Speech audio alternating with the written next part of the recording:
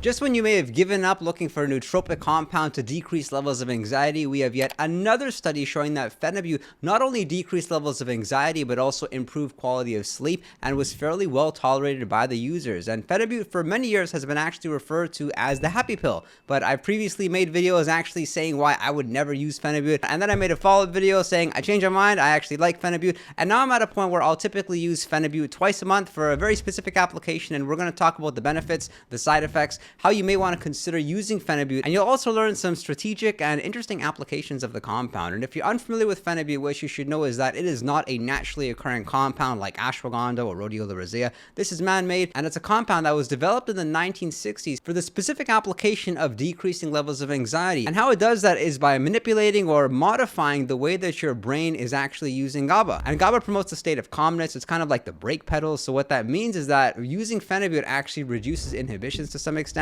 And as it does that, you experience more joy, you have a bit more fun. And I was initially very excited to use Phenibut because of the fact that people were saying it could like mimic the effects of alcohol, meaning that you have those decreased inhibitions, you're able to be more socially comfortable, have more joy, have more fun. But I also really like fitness, and I don't like the fact that alcohol is going to hurt my physique. It's also going to prevent me from working out optimally the following day. And so I was very excited that maybe Phenibut had these effects. And then the first few times I used Phenibut, I didn't really notice it until I used a specific form of Phenibut called the Phenibut free amino acid. And I'm in no ways promoting Phenibut. I don't recommend the use of it. Some people actually report better results using the HCl form versus the FAA, but it's been my experience that FAA has been more effective. Although one of the concerning things about Phenibut is its effect on GABA. And I think any nootropic or any compound which is going to manipulate GABA is going to set you up to have withdrawals there afterwards. And this is probably one of the reasons why you'll likely see more negative anecdotes about Phenibut than positive ones. And I feel that people are really misunderstanding this compound and saying more bad things about it, but that's because of the fact that they really can't just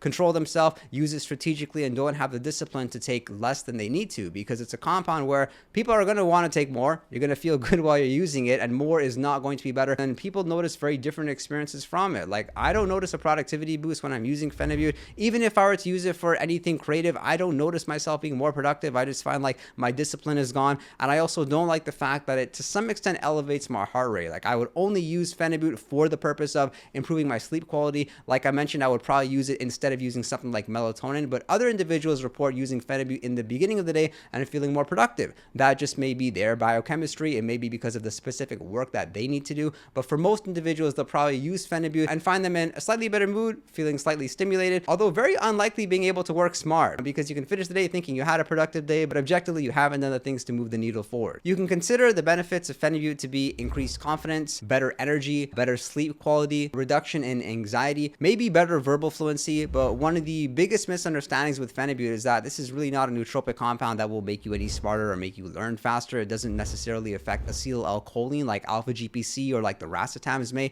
And I feel with Phenibut, it's a compound which you would use it in those emergency situations. You wouldn't use a nootropic like this every single day. And I'm a lot more comfortable ingesting compounds that I would take every single day. I also don't feel like Phenibut will like completely rewire you or make a 180 degree in your productivity. If you're looking for a compound like that, I think that lion's mane is very effective, because when you're using lion's mane, you actually kind of feel like your behavior is changing. Unfortunately, if you were to ingest Phenibut, you would notice the effects pretty quickly. So I would say after a few times using it, you'll likely notice whether it helps you or whether it does hurt your performance and your productivity or your mood, and then you can decide if you want to take it again. But one of the mistakes that I personally made the first time I used it was I took it, I didn't notice it working, so what I decided to do, like most people would have, was take a little bit more half an hour afterwards, and I did the same thing until I realized like I just took far too much Phenibut, and that was the point where I was waiting for it to get out of my system. Because the way it works is you'll ingest it, you likely should notice it within a few hours, and most anecdotes say it takes between 2 to 4 hours for you to start noticing the effects. The most common form of Phenibut that you'll come across is the Phenibut HCl. It'll be in the pills, it'll also be in the powder. That's pretty common. And this is a salt form. It's highly soluble in water. It's very acidic, very sour, and this can make it a little harsh on the stomach.